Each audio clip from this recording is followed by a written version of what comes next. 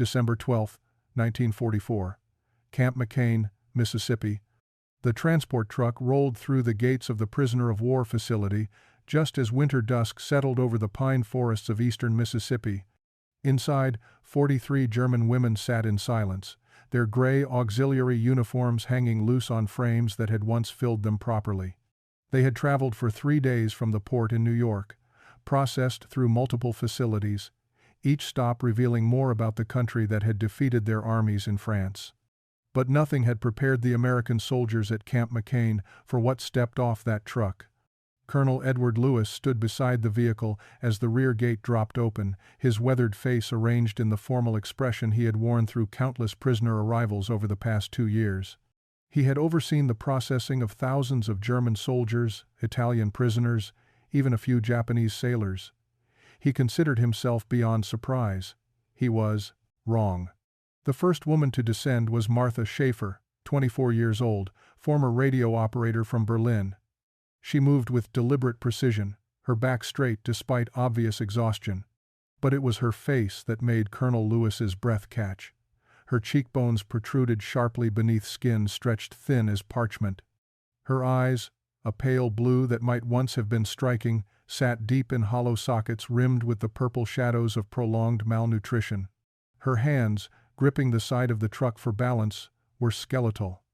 Behind her came the others, each one a testimony to the collapsing German war machine. Johanna Fischer, just 19, looked like a child playing dress-up in an adult's uniform. Margarete Krause, the 31-year-old nurse, had the haunted expression of someone who had seen too much suffering and absorbed too little nourishment herself. Else Bauer moved carefully, as if uncertain her legs would support her weight. And Clara Vogel, the unresistion, the foddered well too attentively, 22-year-old radio technician, had to be helped down by 2 guards, her strength nearly spent. Lieutenant Alice Moore, assigned to oversee the female prisoners, felt her professional composure crumble. She had been a schoolteacher in Ohio before the war, accustomed to caring for young women not much different in age from these prisoners. But she had never seen anything like this. These weren't defeated soldiers. They were walking ghosts, women whose bodies had been consuming themselves for months, maybe years. Private Tommy Reeves, the 20-year-old farm boy from Iowa, whispered to the soldier beside him, "My God, they're starving." His voice carried in the quiet evening air, and several of the German women turned toward him. They didn't understand his English words, but they understood his tone. It held something they hadn't heard in a very long time. Not pity, exactly. Something closer to horror. Martha Schaefer met the young private's gaze and saw his shock. She straightened her spine another impossible inch, determined to maintain dignity even as her stomach cramped with a hunger that had become her constant companion. Martha Schaefer had not always been hungry. She remembered Berlin before the war, before the bombs, before the ration cards became worthless slips of paper promising food that no longer existed. She remembered her mother's kitchen filled with the smell of fresh bread, the weight of a full plate, the simple luxury of eating until satisfaction rather than stopping when the meager portion ended. That world had vanished gradually, so slowly that she hadn't noticed until it was gone. The rations had decreased year by year. First the luxuries disappeared, then the staples dwindled, then even the basics became unreliable. By 1943, when she had joined the Women's Auxiliary Corps, she was already accustomed to constant hunger. The military had promised better food for those who served.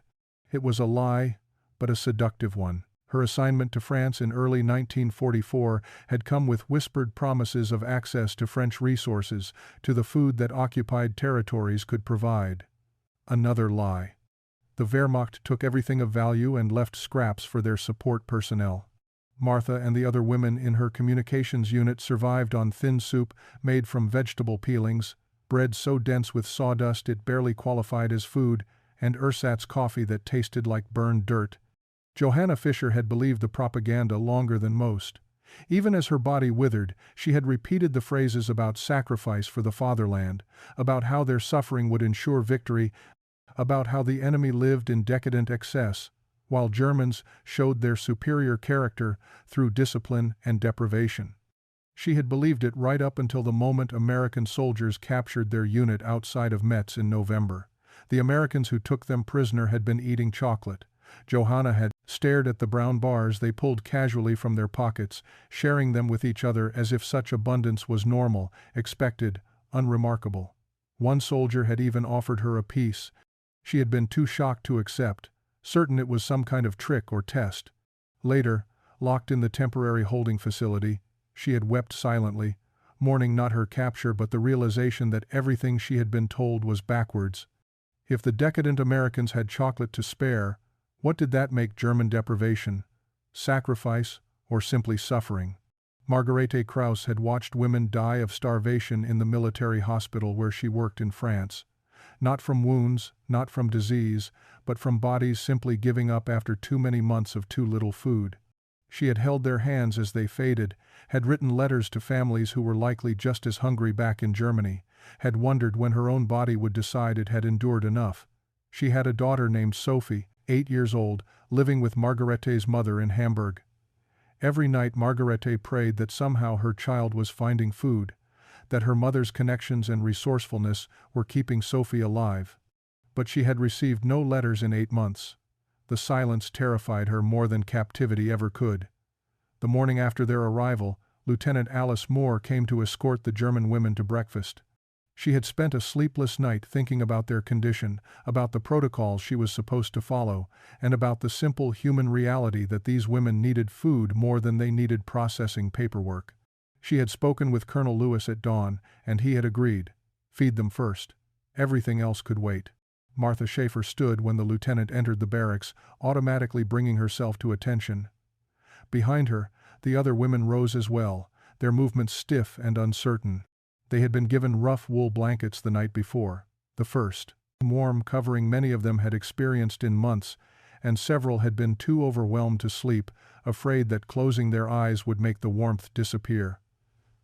"Good morning," Lieutenant Moore said in careful, slow English. She gestured toward the door. "Breakfast, food." She mimed eating, feeling foolish but determined to communicate clearly. Martha's eyes widened slightly. She understood some English from her school days, and she translated quickly for the others in rapid German. The word, food, created a visible ripple through the group. Johanna's hand went instinctively to her hollow stomach. Clara swayed slightly, as if the mere mention of eating had made her light-headed. They walked across the compound in formation, military training overriding physical weakness. But their discipline couldn't hide the way their eyes darted around the camp, taking in details that contradicted everything they knew about prisoner treatment.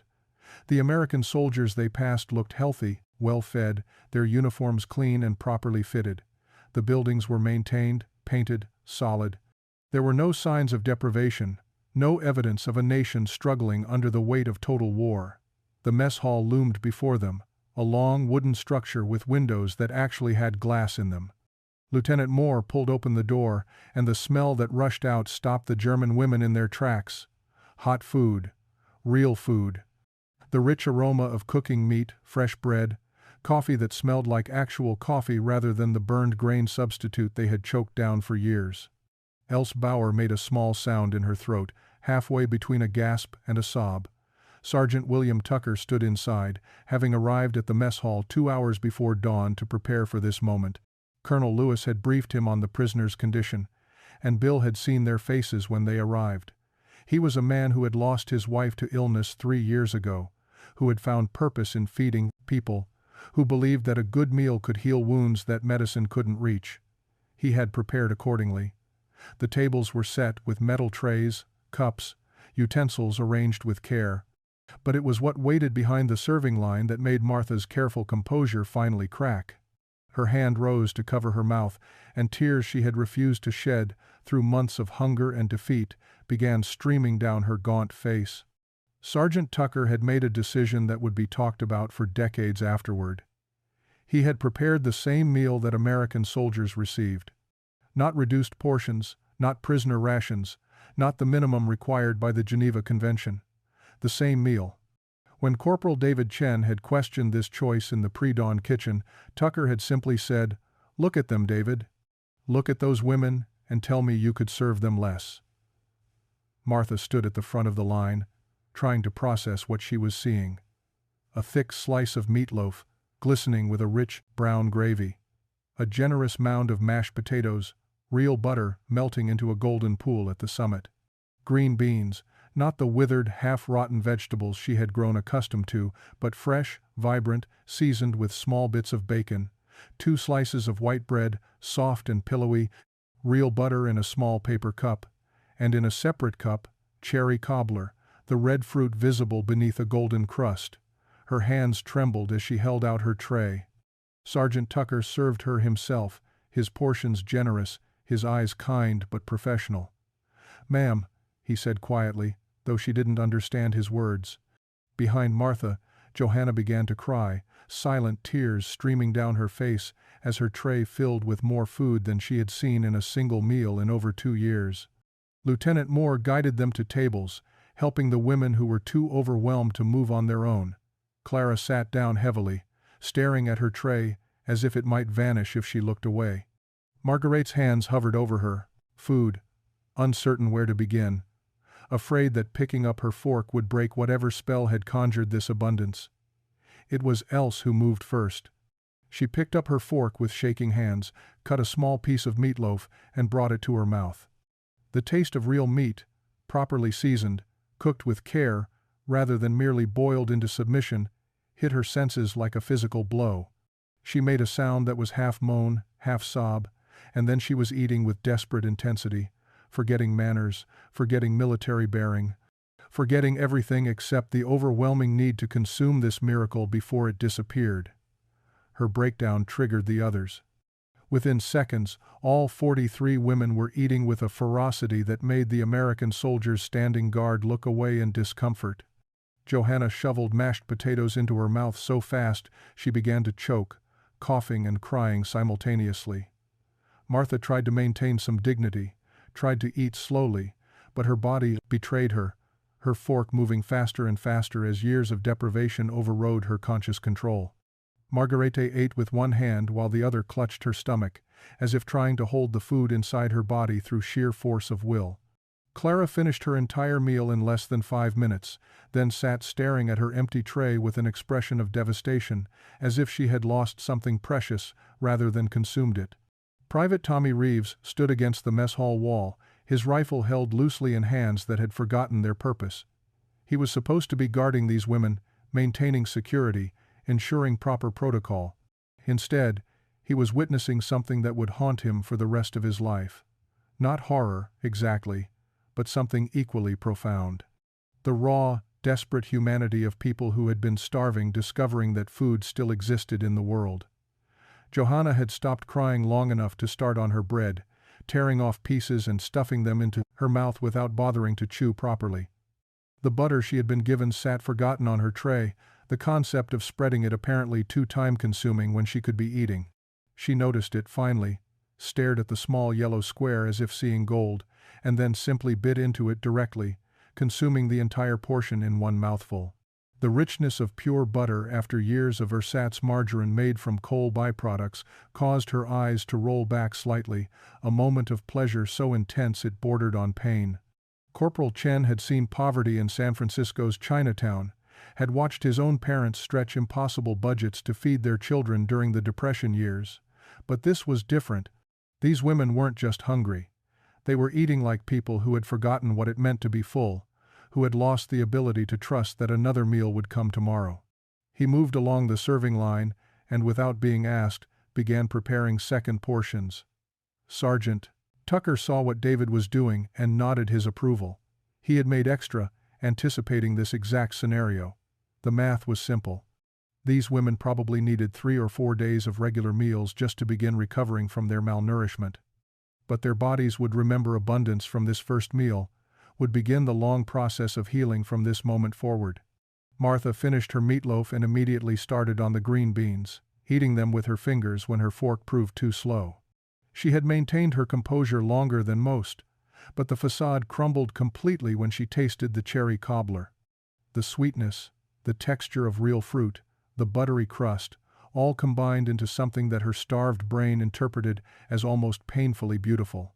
She bent over her tray and wept while she ate, tears falling into her food, salt mixing with sugar, her shoulders shaking with sobs she had suppressed through months of military discipline. Else had finished everything on her tray and was now running her finger across the metal surface, gathering every remaining trace of gravy, every crumb of bread, every molecule of butter. She licked her finger clean and then did it again, unable to stop herself, dimly aware that American soldiers were watching her debase herself but unable to care. Food mattered. Dignity could wait. Lieutenant Moore felt her throat tighten with emotion. She had prepared herself for many aspects of overseeing enemy prisoners. Defiance she had expected. Hostility certainly. Cold military professionalism. Absolutely. But she had not prepared herself for this raw vulnerability, for watching grown women reduced to tears by the simple act of eating a hot meal.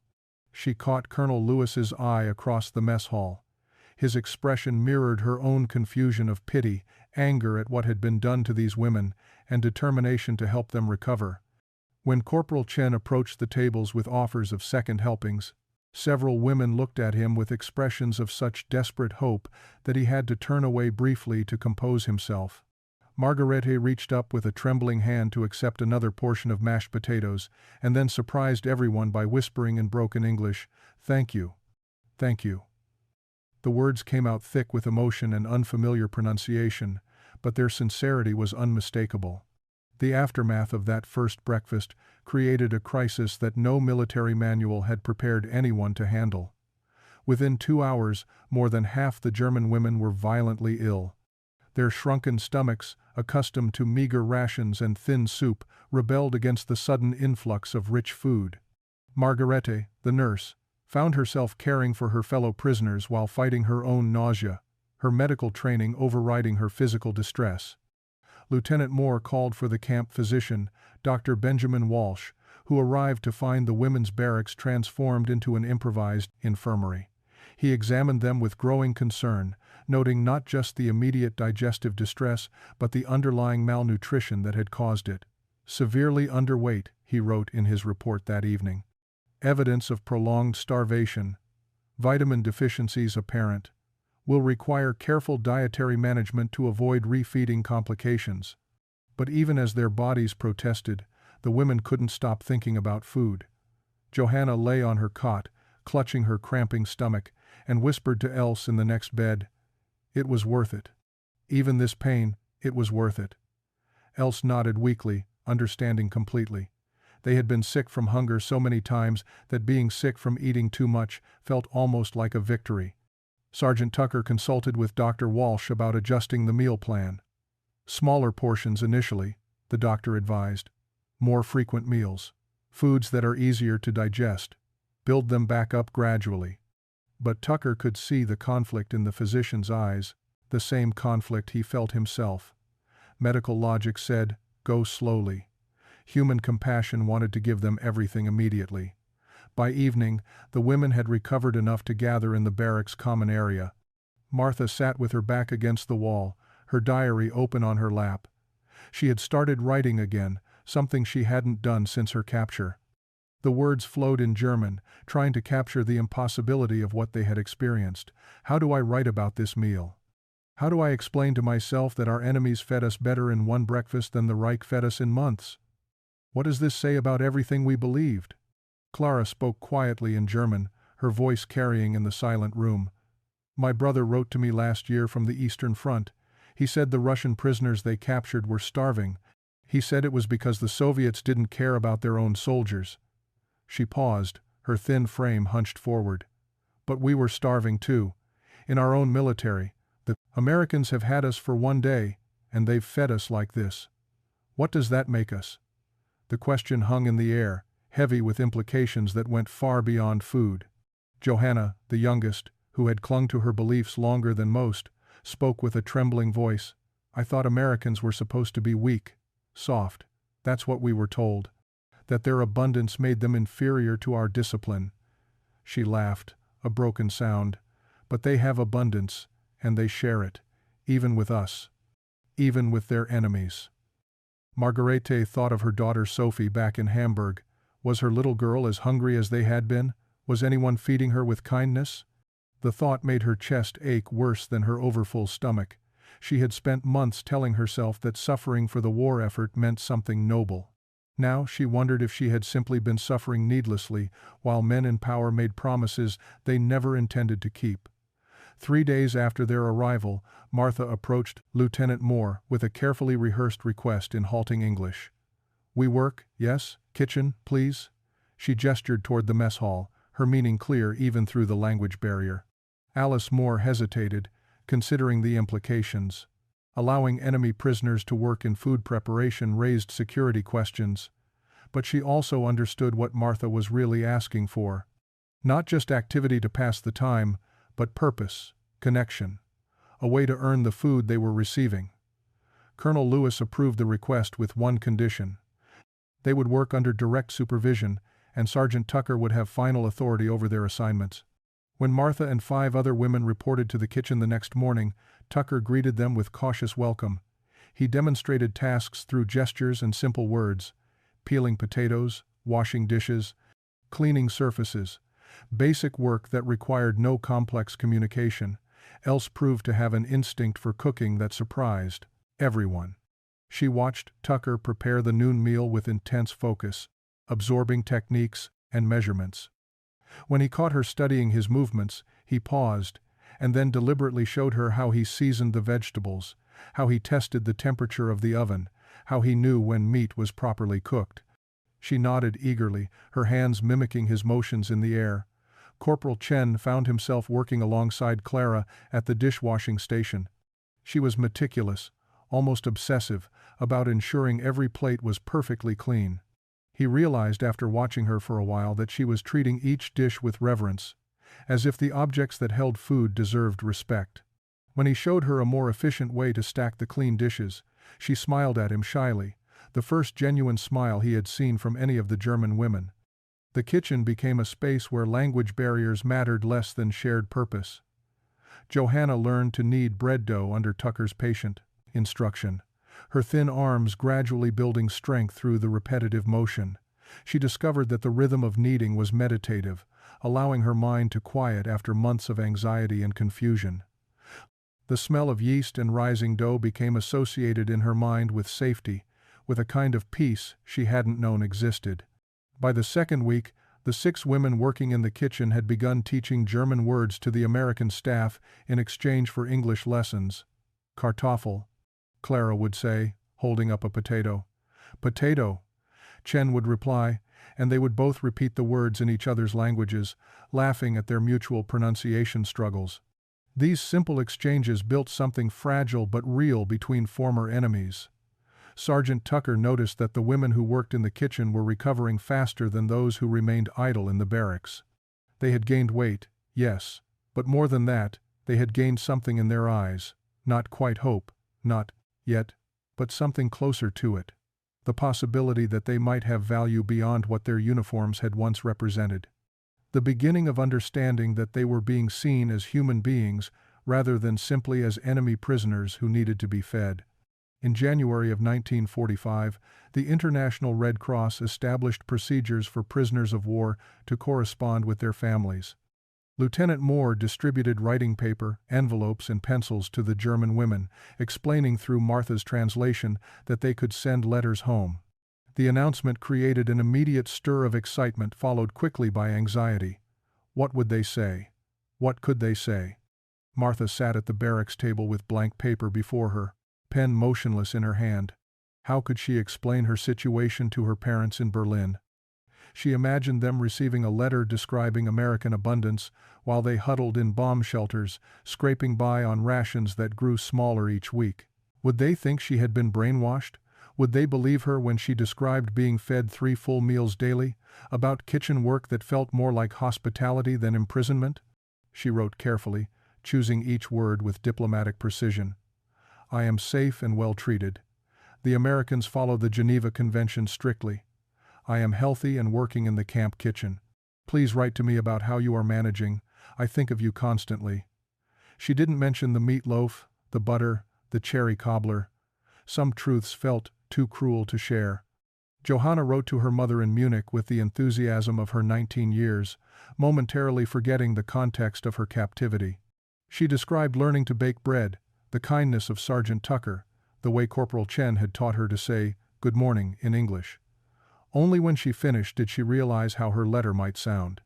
Like she was enjoying herself. Like she had forgotten she was supposed to be a prisoner of her country's enemies. She almost tore it up, then decided to send it anyway. Her mother deserved to know she was alive and safe, even if the circumstances were complicated. Marguerite's letter to her daughter Sophie was tear-stained before she finished the first paragraph. "My darling girl, I hope this letter finds you healthy and safe with Oma. I am being treated well and have enough to eat. I think of you every moment. Please be brave and good. I will come home to you as soon as I can. Your Moody loves you more than all the stars in the sky." The letters were sent through Red Cross channels in mid-January. The women waited with desperate hope for replies. Weeks passed. February arrived with cold rain that turned the camp into mud, and still no letters came. Martha began to fear the worst. Perhaps Berlin had been bombed again. Perhaps her parents' building no longer existed. Perhaps they were dead, and she was writing to ghosts. Then, in late February, the first response arrived. Not for Martha, but for Clara. A single page, written in her sister's handwriting. Clara read it alone in her bunk, her hands shaking so badly the paper rustled audibly. When she finished, she folded it carefully and said nothing, but her face told the story. Her mother was dead, her father missing, her sister surviving alone in the ruins of Stuttgart. December 25, 1945. Nearly a year had passed since the German women first arrived at Camp McCain. The war in Europe had ended 7 months earlier. Japan had surrendered in August. The world was at peace, but the question of what came next for these women remained unanswered. Repatriation procedures had begun for male prisoners across the country, yet the 43 women at Camp McCain remained in a strange limbo, neither fully prisoners nor free. Sergeant Tucker had been planning the Christmas meal for weeks. He knew this might be the last holiday these women spent in America, and he wanted to give them something to remember.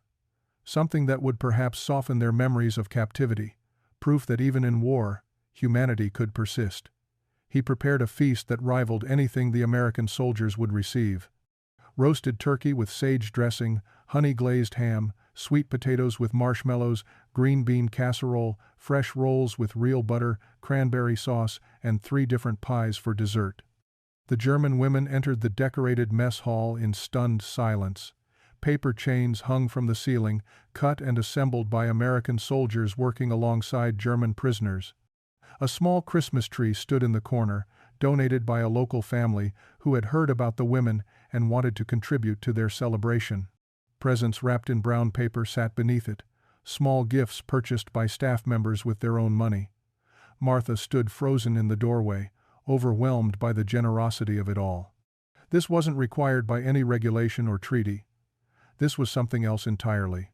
Lieutenant Moore touched her shoulder gently. "Merry Christmas, Martha," she said quietly.